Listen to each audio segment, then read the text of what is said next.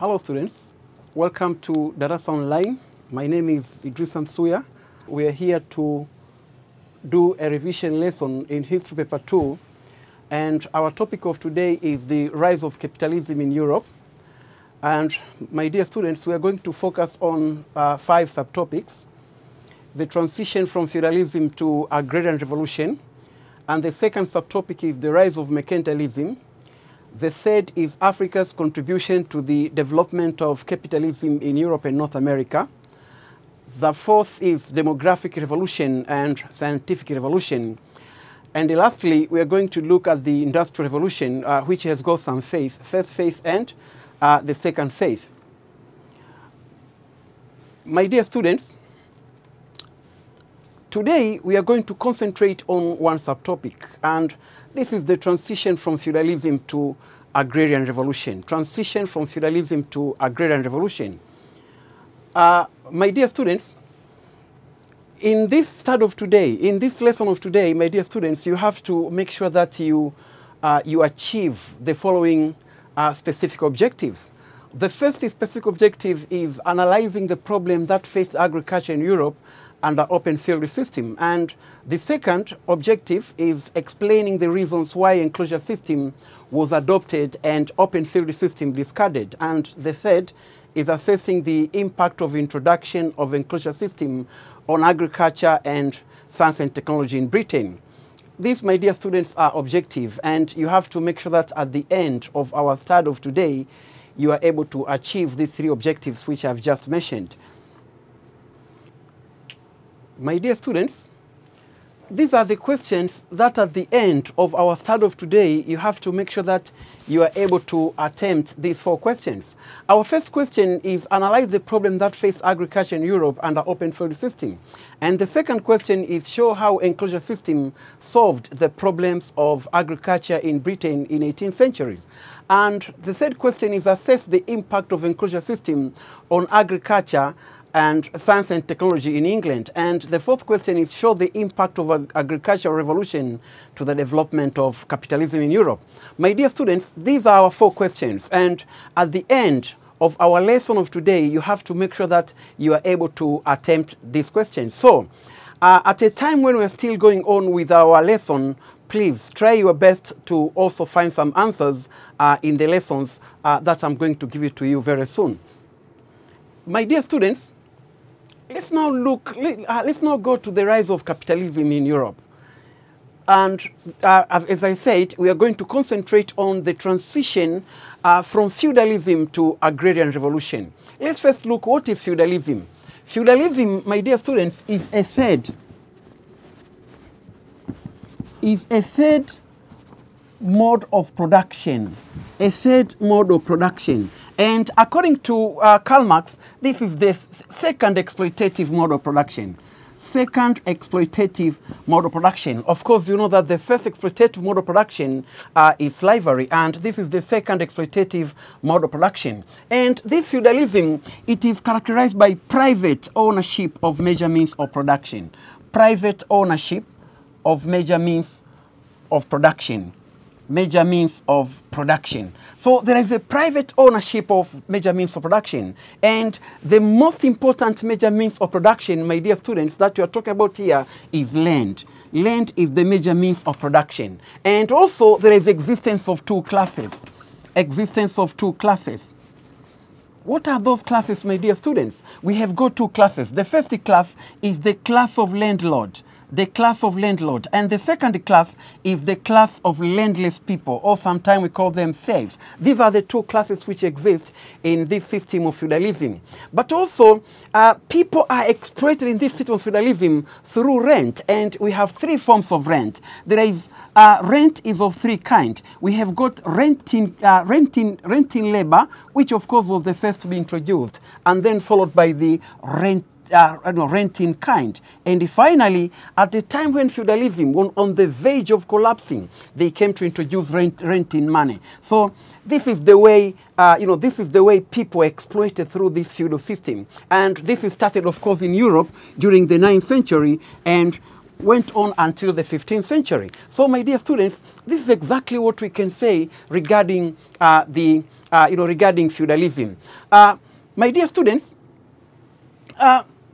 let's now look at capitalism, because we are talking about the transition from feudalism to capitalism, though our subtopic has used the word the transition from feudalism to agrarian revolution. Remember, agrarian revolution is one among the factors for the rise of capitalism. So in short here, we are speaking about the transition from feudalism to capitalism. So let's look about capitalism. Capitalism is a social, economic, but also political system, social, economic, and political system, which is characterized by private ownership of major means of production. So saying private ownership of major means of production, my dear students, you might not see difference between what I said earlier when I was defining feudalism, that there is also private ownership of major means of production. But here we are talking about the private ownership of major means of production, whereby the major means of production are owned by very, very few people. So the more the development of capitalism, the more few people owns the major means of production. And also there is exploitative, there is exploitation of man by man. And the people who are exploited the most here are workers. Workers are exploited to the maximum. Workers here are exploited to the maximum by being paid low wages, being forced to work for long hours, but most important, they are working and living in a very poor conditions. This is the way workers are exploited. So this is the system of capitalism. System of capitalism, it has many names. Sometimes they call it a free market economy, a free market economy. And sometimes, sometimes it can be also called a liberal economy. And so on, and so on and so forth. And it is called the free market economy as opposed to what we call a command economy. A command economy. A command economy, my dear students, this is socialism. This is socialism. This is socialism. So this is what we can say regarding capitalism. My dear students, let's very quickly look at the characteristic of capitalism. What characterizes capitalism? The first characteristic of capitalism, as I said earlier, it is a free market economy. That means people are allowed people are allowed to conduct economic activity freely. There is very less government interference. In fact, Adam Smith, one of the very renowned economists, once he came with what he called a laissez-faire. A laissez-faire. Laissez-faire. This, of course, is a French word which means put your hands off. That means the government should not put her hands to the private, to the private properties. That's what it meant, put your hands off. And this is what they meant by free market economy. That means to allow private individuals to operate the economy. This is what it means by free market economy. But the second characteristic, my dear students, is what was described as private ownership of major means of production. The major means of production are owned by private people. Here we are talking of major means of production like land, industries, bank, and all other things which are which are producing, they are owned by individuals, they are owned by private people. So this is the second characteristic. The third, my dear students, is that there is what we call commoditization of labor. Labor labor under capitalism, they are regarded as commodity. And remember, when we talk of commodity, my dear students, we are speaking of something which can be traded in the market, something which has got its price. So laborers also have got their price, and the price of labor is wage. This is what Karl Marx has described, that labor, which of course they are human beings, they have been reduced to become just like any other commodity with the price in the market. So there is what we call commoditization of labor. Another characteristic is there is existence of two classes. I said this earlier, the class of workers and the class of capitalists. The class of workers, remember I said, is exploiting the class, the class of capitalists is exploiting the class of workers. And this is another characteristic. But also, as I said, also there is exploitation of man by man. So far, you know who exploit who. Another thing is there is antagonistic relations. The relations between the capitalists and the workers is not good. Why? Because, as I said earlier, they're exploiting each other. They're exploiting each other. The capitalists are exploiting the workers. So there is no way the workers can be in a good term with the capitalists. Another thing is there is a commodity production. Production is going on. There is production in agriculture and so on, but emphasis is put in commodity production, production of commodities. That means industrial production. They concentrate more in the industries. My dear students, the transition, let's now look about the transition from feudalism to from feudalism to agrarian revolution. The transition from feudalism to agrarian revolution, as I said earlier, this was in fact characterized, or it led to characterized by the rise of mercantilism. And European feudalism was also known as open field system. Open field system. So here we get one thing, my dear students. When we talk of feudalism, here we are talking about open field system. Open field system, which of course was dominant in Europe, as I said, from 9th century to the 15th century. But when you talk of agrarian revolution, my dear students, we'll always be referring to enclosure system. Why enclosure system? Because one among the very important preconditions for the agrarian revolution, which took place in Britain, it was the enclosure system. That means fencing the land for undertaking a large-scale agricultural production. That's what it means by enclosure system. So we have got two things, my dear students. We have got open field system and we have got enclosure system. So that's why then we are going to speak about the transition from open field system to enclosure system. That means the transition from feudalism to agrarian revolution. My dear students, let's now look about the open field system. Open field system is a medieval system of farming in England, which land was divided into 3 strips. Land was divided into 3 strips. That means if this is land, then it has to be divided into 3 strips, 1, 2, 3. And in these 3 strips, then only 2 strips were to be put in production, and the one has to be rested. One has to be rested. And why were they resting one pieces? They were resting that one piece because they said land is always getting exhausted. So they want to rest it so that it can become fertile and be used after another year. So this is what they did in England. This is what they did in England. And this was called open field system because land was divided into very small pieces, which were called tenure. So this is exactly why it was called the open field system. And in fact, the word open field system was used as opposed to a word enclosure system. That means later they came to put a fence to the land. Land was enclosed. But earlier, it was very open. One field was planted in the fall, another was planted in the spring, and the third field has to remain uncultivated. It has to remain uncultivated. And this method was only good for, it helped to prevent, to prevent soil exhaustion through crop rotation. But it was bad because production was always low as long as you're putting to rest you're putting to rest just, 1/3 of the land each year. So this is what we can say, my dear students. Let's now look at the problem that faced agriculture in Europe under open field system. Under this open field system, what were the problems that faced agriculture in Europe?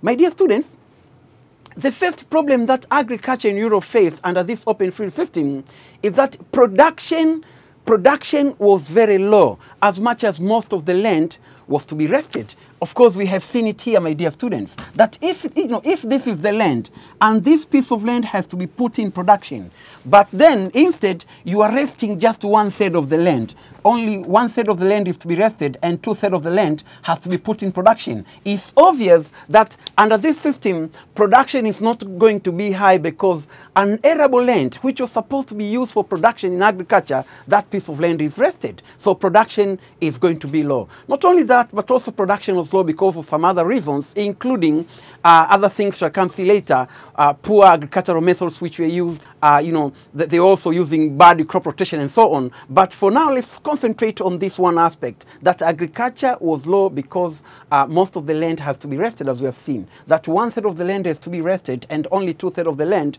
was to be put in production. So that has to lead to poor agricultural production. Another thing is open field system was discouraging the application of science and technology. Was discouraging the application of science and technology. Why do we say it discouraged the application of science and technology? My dear students, we have said, imagine a piece of land like this one, which of course we said under open field system, land was to be divided into very small pieces, as you can see, very small pieces. So I'm asking you a question, my dear students, just look for yourself. Can you apply a tractor? Can you apply a tractor in a very small pieces of land like this one? Or because you don't know how large it is, let's take the example of your school. Imagine that you have got a piece of land which is as large, as small as your class. as small as your class, and that can be called a plot of somebody, a plot of somebody. So my question is, can you apply a tractor in that piece of land? Can you apply planter in that piece of land? Can you apply combine harvester in that piece of land? The answer is no. You cannot apply any machine in that piece of land. So you can see, because of that system of agriculture of open field, it was totally discouraging the application of science and technology. Or for instance, the pieces like this one, you want to introduce irrigation agriculture. How can you bring water to your farm? That means you'll have to pass through many people's farm, and they will not agree because their pieces of land are very small. So if you pass water through their farms, it's obvious that you are going to destroy their farms. So totally, this system was discouraging the development of science and technology. It discouraged development of science and technology. Another point, my dear students, is that this system was totally discouraging the development of productive forces. As we said earlier, it discouraged the development of productive forces. Remember, development of productive forces was always encouraged by the increasing demand of such productive forces. So if the kind of system of agriculture is like this one, it's obvious people will not demand the advanced productive forces. People will not demand the tractors, will not demand the combine harvesters, the planters, and so on. What people demand is just some hand hoe, just some poor tools of production which can be used in this piece of land. So what I'm trying to say here is, the most reliable tools to be used in this type of agriculture, they were hand hoe, plow, and not more than a plow. That's what they could use. So you can see it was totally discouraging the development of productive forces. And so production, because first of all, production was only undertaken at a small scale, as we have said earlier, and they were producing for consumption and not for exchange. So you can see this also is one of the problems which faced agriculture in Europe at that time. My dear students, another problem which faced agriculture in Europe at that time, it was crop rotation which was applied was very, very poor. It was not good. It was not good to guarantee high soil utility. You are applying crop rotation. Remember, crop rotation is when you have your farm, my dear students, and in that farm that you have, you can divide it into 3 portions. And today you can grow some crops here, let's say crop A. Tomorrow you grow some crop B, and the other day another crop is growing here. And those crops are alternating. You are changing them regarding the types of crops. For instance, we know there are some crops which are always so good for fertilizing the soils. They are known as the fertility generating crops, and those have to be alternated with other crops which are not. But unfortunately, the kind of system they were using, it was not good. Sometimes they can plant the crops which are all soil consuming and they're exchanging. So that's obvious that some crops could not produce nitrogen, and that has caused a lot of problems. So with this, my dear students, you can see crop rotation applied, as was said, was not good, and it was totally discouraging the production. My dear students, you can look at this. This is what I was trying to say. This is the kind of crop rotation which was used during that time. Shifting field 2 to 3, crop rotation increased food production, kept soil fertility that could grow more, and one field planted in the fall, grain harvested in the summer, second field in the spring with grain and veggies and so on and so forth. So you can see this is the way they are using. Unfortunately, as I said, the kind of crop rotation they were applying, it was not good, and it could not guarantee them a good result. My dear students, another problem which faced another problem which faced agriculture in Europe, it is that agriculture in Europe under this system was lacking capital. They were lacking capital. They didn't have capital. You know what capital means? Capital is very important if one wants to expand your agriculture, because with capital you can be able to buy labor. With capital you can be able to buy implements. With capital, of course, you can be able to buy land. So one of the problems which faced agriculture in Europe at that time was lack of capital. They didn't have enough money to change that agriculture. So that is why agriculture at that time has to remain backward. It has to remain backward because of what I've said. So If at all there were some productive forces, then no one could buy because they didn't have money to buy those productive forces. So what did they do? They continue to rely on the use of faith and and the other people continue to remain peasant, producing at a very small scale because of lack of capital. So that is another very important problem which faced the agriculture sector in Europe under open field system.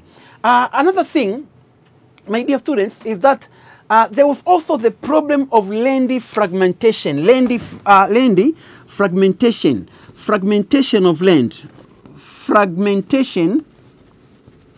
of land. What do we mean by land fragmentation? It means, as I said earlier, under open field system, land was to be divided into what they call the tenure. Tenure, it means the small pieces.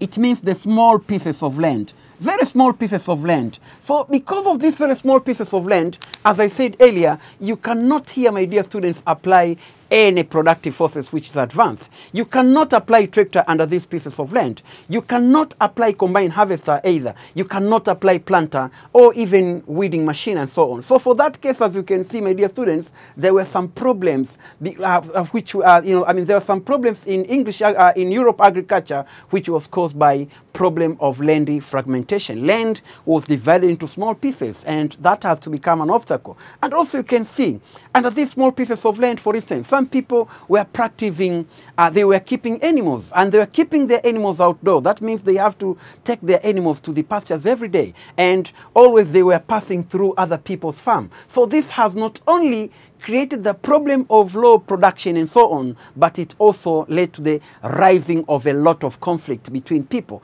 because some people can claim that your animals have eaten my crops and so on. This, my dear students, is what we experience in some parts of Tanzania, for instance. In Kilosa, we used to have the fighting between the pastoralists and the farmers. And why? Because the pastoralists have taken their animals, their cattle to other people's farm, and that has to cause a lot of conflict. And that system also has been experienced in Europe at that time. So, my dear students, this is the problem that faced agriculture in Europe under open field system.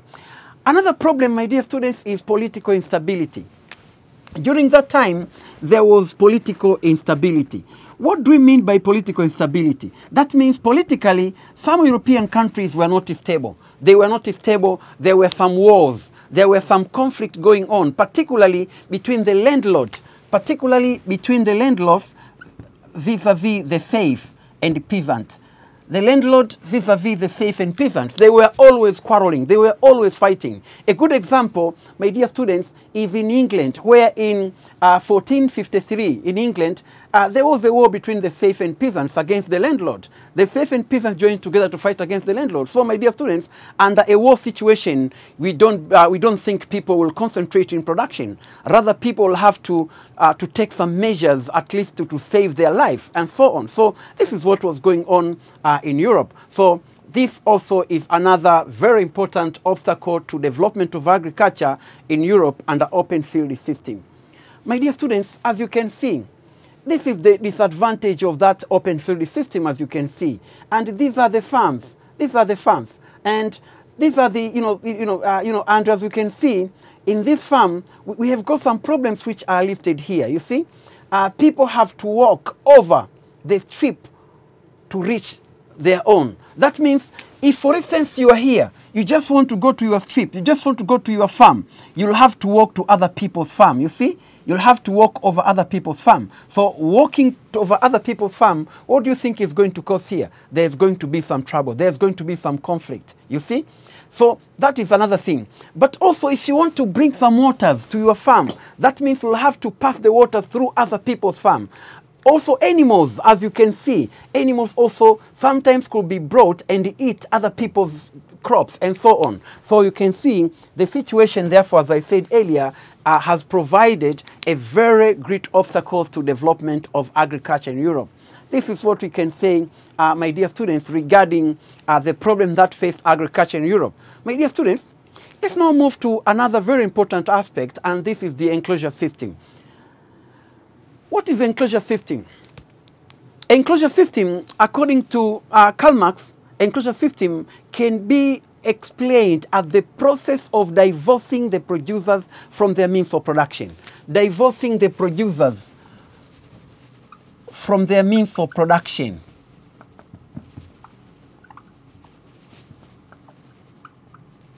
What are those producers in which Marx was referring to? Marx was referring to the peasant and slaves. The peasant and slaves were divorced from their means of production, and that land was taken by the capitalists, the people with capital, who established a large-scale commercial agriculture. A large-scale commercial agriculture. This is what Marx, this is what Marx has defined as enclosure system.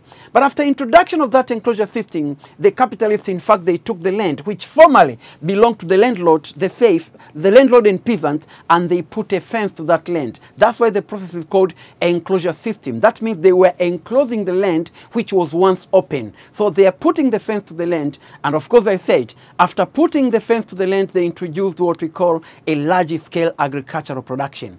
Large-scale agricultural production. But my dear students, when this system was introduced, they first started with the process of sheep rearing. They were keeping sheep, and that's why they took very large amount of land for keeping sheep. But later, they also started to produce different kind of crops, including raw materials and so on. Originally, enclosure system started in 12th century. It started in 12th century. And why 12th century? It started in 12th century after the increasing demand for wool from France and Belgium. There was increasing demand for wool from France and Belgium. Remember, my dear students, wool, before introduction of cotton in Europe, was used as a very important raw material for production of clothes. And there was increasing demand for wool in Belgium and France. That people were producing clothes in Belgium, they needed much more wool than before. So, so for that case, that encouraged people in Britain who were good for keeping sheep, who were good for sheep rearing, to increase the amount of sheep which were kept. So for that case, they needed large land to expand their, their farms, their ranch. So for that case, they introduced the enclosure system. So that is the way you can trace enclosure system. However, enclosure system, it is officially came into, to be known to many people in the 15th century. My dear students, this is the way enclosure system is. Remember earlier we spoke about land being divided into very small pieces, you see? But now as you can see, oh, this is the land of somebody. You can see the land strip. You can see the land, you can see the red strip which passes here. This is now the farm of one person. This is the farm of one person, and this is the farm of... Here they are keeping animals. Here they are producing barley, and here they're producing wheat. And this is the, this is the house of some people, and so on. So you can see there was a transformation from people using those small pieces of farms to a time when now people use the very large farms. So this is the way Europe has been changed because of introduction of enclosure system. My dear students, let's now look at the reasons for adapting enclosure system and discouraging open field system. Why enclosure system was adopted? The first reason, of course, we have mentioned is because of the increasing demand for wool, in Belgium and France, which resulted from the expansion of market of clothes in France and Belgium. And because of that, then people in Britain who were producing wool, they have to increase production. And they came with the idea of taking the land and putting a fence for undertaking a large-scale sheep rearing. So that led to the beginning of enclosure system. My dear students, the second point is emergence of petty capitalists with capital. Remember we said earlier, one of the problems which characterize English agriculture in Europe in general, so to say, it was the lack of capital. But because of mercantilism, because of long-distance trading, that some people were participating in, then it contributed to the emergence of some petty capitalists with capital. Some people got money, and those people, they started to think of coming to invest in agriculture. And so they came to buy land which used to belong to the to the landlords. They bought a very large amount of land and they put a fence for establishment of large-scale agricultural production. So emergence of petty capitalists with capital, therefore, is one of the very important reasons for for the rise of enclosure system. And in fact, that has discouraged the open field system. And that capital, remember, was very useful for buying workers, buying machines, buying raw materials, and so on, even buying land itself. So it's because of that that enclosure system was adopted. Another reasons for the adoption of enclosure system and discouraging open field system was the collapse of feudal political system and the monasteries. The collapse of feudal political system and monasteries. Remember, feudalism had always been insisting the existence of the old system because the feudal lords, the landlords, were benefited by that system. And that, that feudal system was not only economic system, but it was also political system, and it was supported by church. That's why we are speaking of the collapse of feudal political system and the monasteries. And monasteries, of course, refer to a building usually surrounded with grounds in which the churchmen live and work apart from the rest of the society. And King Henry, of course, that you know that King Henry, he's the one who abolished that monasteries in England, for instance, right? And it all happens after he quarreled with Roman Catholic Church because Roman Catholic Church rejected King Henry to divorce his wife Catherine after Catherine has failed to give him a son for quite a long time. But Roman Catholic, but Pope rejected the idea of King Henry divorcing his wife. And King Henry decided to withdraw himself and his people from the Roman Catholic Church and establish the Church of England. And because of that, the Anglican Church, because of that, then he also went far and abolished the monasteries. By abolishing monasteries, then it led to the collapse of feudalism because monasteries and feudal systems, they were very intact. They were very close to each other. So that also led to the, adoption of enclosure system. In fact, this went on that even their properties, the properties of the landlords were confiscated and they were sold very cheap to the capitalists. And why? Because they said that they say that the feudal lords have become economically mismanaged and politically corrupt. So they were economically mismanaged and politically corrupt. So it means their properties have to be confiscated, and as I said, they were sold very cheap to the capitalists. So that has contributed to the collapse of feudalism and the monasteries, but it gave way to the rise of enclosure system. My dear students, this is the monasteries, as you can say, and this is the ruin of Glastonbury Abbey, which was dissolved in 1539 following the execution of Abbot. So you can see this is the, this is the ruin of the monasteries. And there were so many monasteries in Europe, particularly in England, as you can see. So all of these were demolished. All of these were, they were dissolved. And this explains how changes then came about. Another very important reason for adopting a enclosure system and discouraging open field system in Europe, my dear students, was about development of science and technology, which helped to improve the productive forces. My dear students, we are talking about improvement of productive forces.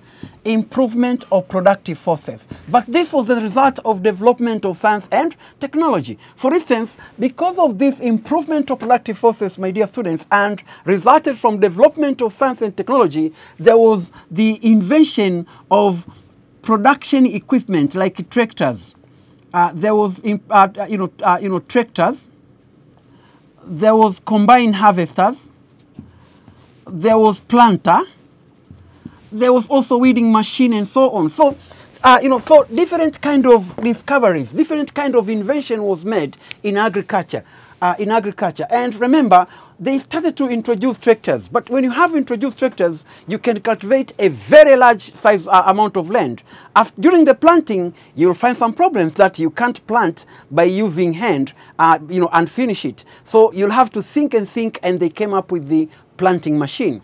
After that, of course, they introduced some weeding machine. Later, they come up with the combine harvesters, the machine for harvesting. So that has contributed to the improvement of agriculture. And of course, as I said, because of development productive forces, then they have to adopt an enclosure system. Because the enclosure system, as we said, a very large amount of land is taken and owned by one or two, by one person. And that person, because of availability of machine, he was able, or she was able, to use that pieces of land to put it into production by using the advanced tools of production. That is not all, but also we can speak of science. In science, for instance, we know there is the introduction of insecticide and pesticide, the introduction of fertilizers and so on. So all those things has contributed to adoption of enclosure system, and in fact it discouraged open field system, because under this no one could concentrate, no one could engage in open field system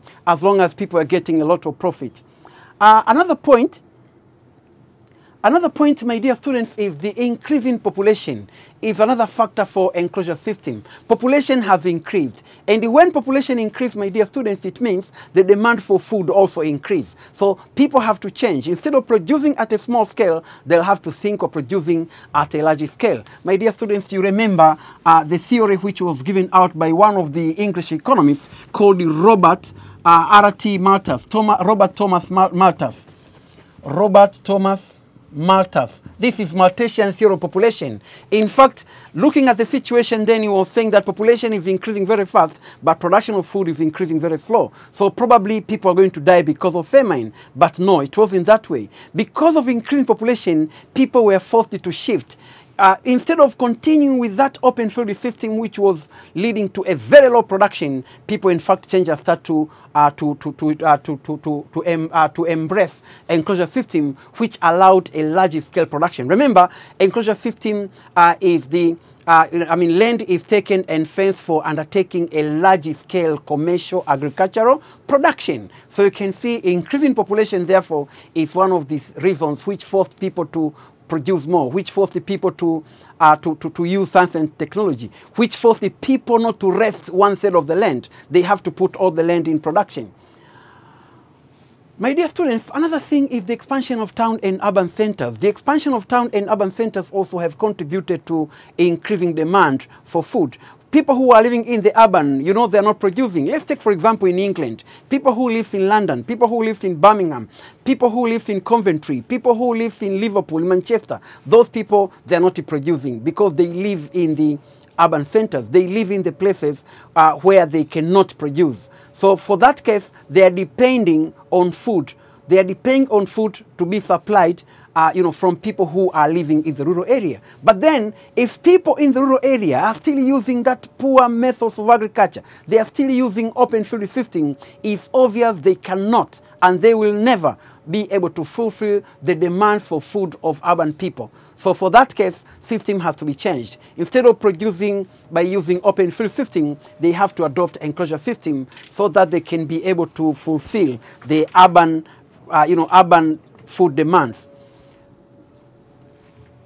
My dear students, after we have looked at the reasons for adopting enclosure system and discouraging open field system, let's now go to another thing, and this is the impact of introduction of enclosure system on development of agriculture and science and technology. The first impact is that it enhances application of science and technology. My dear students, I've said it enhances the application of science and technology. That if you have the piece of land which is so big like this one, you can be able to apply science and technology. You have got, let's say, 100 acre, 100 acre, or even 5 acres plus.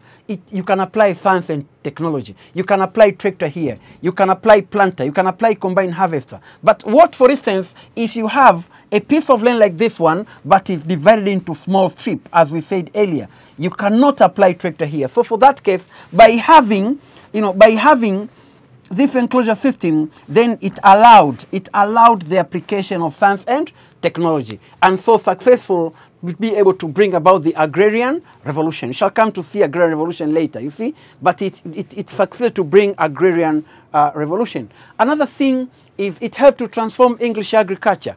English agriculture, or rather you can say, English agriculture was transformed from production for use, which of course was typical characteristic of feudalism, to production for exchange, which you know is the characteristic of capitalism. That the production for use, for exchange. For use is a characteristic of feudalism, and for exchange is a typical characteristic of capitalism. So there was such kind of transformation. And in fact, it helped to what we call the qualitative and the quantitative improvement of agricultural production. And so this is exactly the contribution of enclosure system to development of agriculture on one hand and science and technology on the other. My dear students, another contribution is it stimulated development of agricultural industries. Remember, there are some agricultural related industries. There are some industries which were established purposely to produce some agriculture implement. And in fact, if there were no development in agriculture, if there were no enclosure system, those industries would have never been established, or rather would have never been developed. So they develop because there is the market of what they are producing. For instance, let's look, the industries that produce tractors, industries that produce combine harvesters, produce planters, those existence of those industries depend on the development of agriculture sector. So you can see enclosure system has contributed to development of such industries. You can also speak of the agrochemical industries, industries which produce insecticide and pesticide, industries which produce industrial fertilizers. They were able to develop because at least they have a market. And what is their market? Their market was in the enclosed land. People who established the enclosure system, they were buying those equipment, those fertilizers and so on. So those industries were able to develop. Another impact of enclosure system to development of agriculture was it led to decrease of price of food and expansion of market of food. The price of food decreased. The price of food decreased. But then look how this one led to the development of science and technology or development of industries. When the price of food decreases, it means people can spend very small amount of money to buy food, and the remaining amount of money can be spent to buy industrial goods. So the moment you buy industrial goods, you are becoming a market for that particular industry. And if you're a market, remember, you're contributing for development of such industry. Remember, we'll see it later. One among the factors for industrialization is the expansion of market. And the market is not the number of people. The market is the people who have got ability to buy. That's what we call the market. So people have ability to buy. The purchasing power of the people have to increase because they were spending little amount of money to buy food, and the rest of the money was used to buy, industrial goods. Another thing is enclosure system has provided a working force. Remember, we are talking of the millions of people who were divorced from their means of production, as Marx has said. People are divorced from their land. Ask yourself a question. After those people have been divorced, where had they gone? They went to town. And what did they do after they arrived in town? They became workers. They became workers working in the industries. So you can see, after going to town, they were working in the industries as cheap labor. And those people, by working in the industries, they contributed for development of industries. Because remember, the industries could not operate if there were no people to work. And especially at that time, when technology was still very low, and in fact, they were so highly depending on labor. The industries were labor intensive. So for that case, the millions of people who were divorced from their land, they went to town and in fact became labor. But also, not only that, but you can see, even industrial revolution in Britain has started from the guild system. People who went to town, they established their guild. They established their workshop, and the workshop became guild. And those guilds later were converted to become factories after being taken by, people with money and so on. Another thing is enclosure system has contributed to the collapse of manorial system. That means it contributed to the collapse of feudalism. Of course, you know about this. There is no need to talk of detail about this. So, my dear students, that is the contribution of enclosure system on agriculture and development, and science and technology in Britain. Let's now go to agrarian revolution. What is this agrarian revolution? Agrarian revolution simply means the rapid change in the field of agriculture, which is characterized by application of science and technology for qualitative and quantitative improvement of agricultural production. My dear students, here we have got several things to talk of. We have got the rapid change. A word rapid change represents revolution. And also we have got that change in field of agriculture characterized by application of science and technology. But for what? For qualitative and quantitative improvement of agriculture production. The improvement in quality and quantity, my dear students, is what we call agrarian revolution. So, of course, the first country in the world to develop in agriculture was Holland, and Holland and France. But of course, they could not change the agriculture the way the British came to change theirs. So this is what we can say regarding agrarian revolution, my dear students. This is how agrarian revolution started. This is the early time of agrarian revolution, that people were using animals to cultivate their farms. This is plowing, weeding, for instance. They are spreading some chemicals. These are the very small, simple machines and so on. So this is the way agrarian revolution has started, particularly in England. My dear students, we are referring to England because it was the first country to develop in agrarian revolution, as we're also going to see England in the Industrial Revolution. So let's look at the factor for agrarian revolution. The first factor is enclosure system. Enclosure system, of course, we have said already about it. The second factor is the use of fertilizers and manure. People are using fertilizers and manure, and this, of course, has played a vital role in to the agrarian revolution by improving agriculture production. And remember, if people were resting land, at least to make it fertile, now they do not have to put land to rest, because now they can use that land for production, all of the land. Also, have got the introduction of nitrogen crops such as bean, potatoes, and so on and so forth. Remember, nitrogen makes 75% of our atmosphere, and is a key component to the plant growth. But then by introducing those nitrogen crops like green plants and so on, potatoes, and so on, soil was able to be fertilized. There is this issue of selective breed of livestock. People are selecting the breed of livestock. That means you have to mate your cattle. You have to mate your cattle with a good breed, and that would increase milk, hides, and skins, and so on. Another thing is establishment of drainage system. People have introduced irrigation schemes. So if if agriculture was seasonal, then it was changed to become unseasonal, because people have to produce throughout the year. You don't have to wait for the rains. This is another very important thing. Also, there is the use of chemical insecticide and pesticide. People are using insecticide and pesticide to their crops to kill insect and to kill pests. So that also helped a lot to increase production. There is also improvement to productive forces. Of course, we have said people are using tractors, they are using planters and different kind of machines. And in fact, before 1750, farming was done by hands with horses pulling plow or carts. But thereafter, there were the use of machine. Also, there was the introduction of new crops. Some new crops like potatoes, for instance, was introduced from North America, and this has contributed much to the improvement of agriculture in England. My dear students, those were the reasons for agrarian revolution. Let us now look at the contribution of agrarian revolution to the rise of capitalism.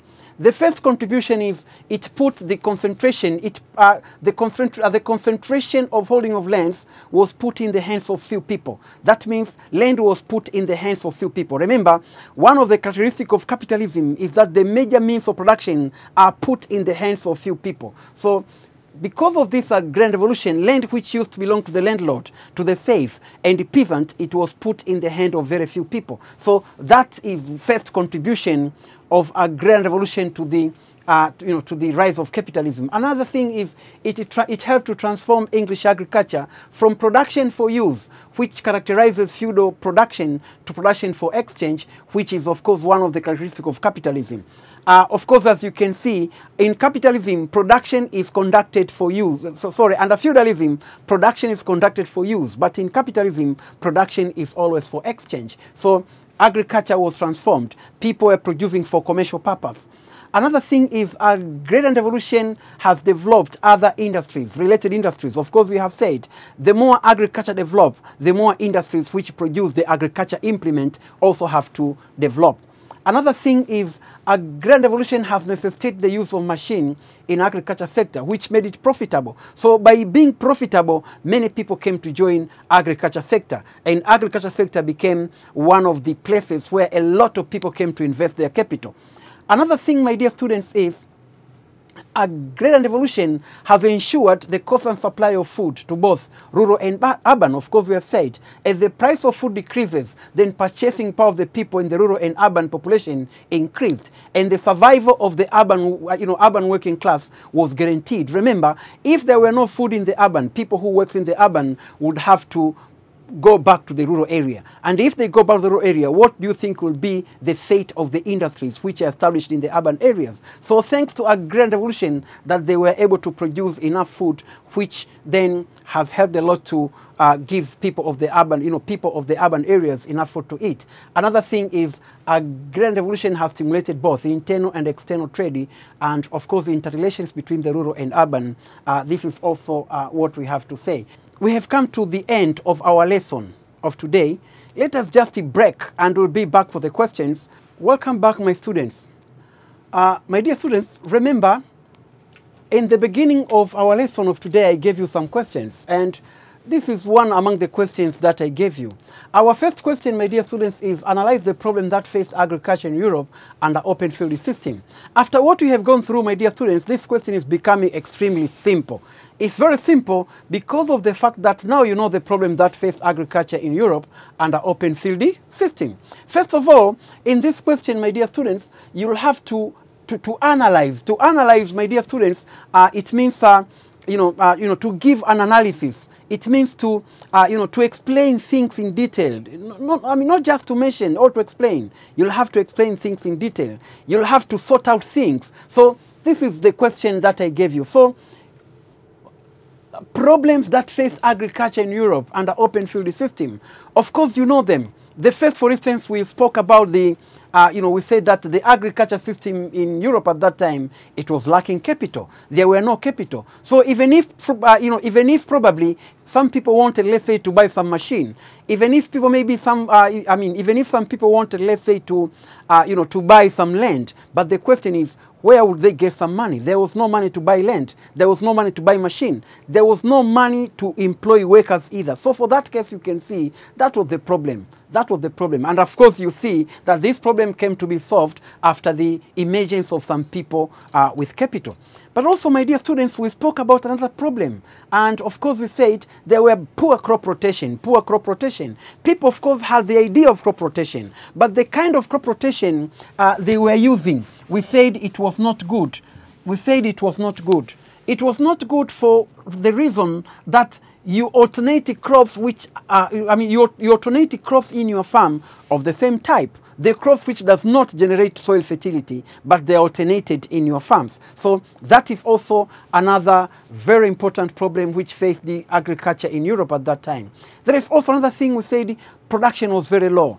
Production was very low. And production was very low because we said 1/3 of the land has to be rested and only 2/3 of the land was to be put in production, let alone some other problems like those other problems we have said. So all these things, therefore, have to contribute to the poor agriculture production. And that's another problem which faced the agriculture system in Europe. Also, we mention other things like political instability. You cannot go out for production in a situation where there is war everywhere, where people are fighting. So sometimes people have to, either hide themselves inside their houses, or they have to produce very close to their home. You can't go far for production. You have to produce very close to your home because you fear for your life. If you go out very far and then maybe you're exposing yourself to the danger of being killed. So for that case, people have to people have to remain at home instead of going out for production. That's another problem which faced the English agriculture. But also you can see some others, as we have said, my dear students, that there were these monasteries, and so on, that even those landlords themselves, they were obstacles because they always preferred the sustenance of that political system, that economic system, as well as they were benefited by that kind of economic system. So this question, of course, you can attempt it together with some other points that you can also add regarding to what we have discussed. So this question, my dear students, as you can see, as I said, is very simple and you can answer it. So the second question is, show how enclosure system solved the problem of agriculture in Britain. How enclosure system solved the problem of agriculture in Britain. My dear students, as we said earlier, when you find this issue, enclosure system, you'll have also some time to consider it as agrarian revolution. There is a very minor difference between enclosure system and agrarian revolution. In fact,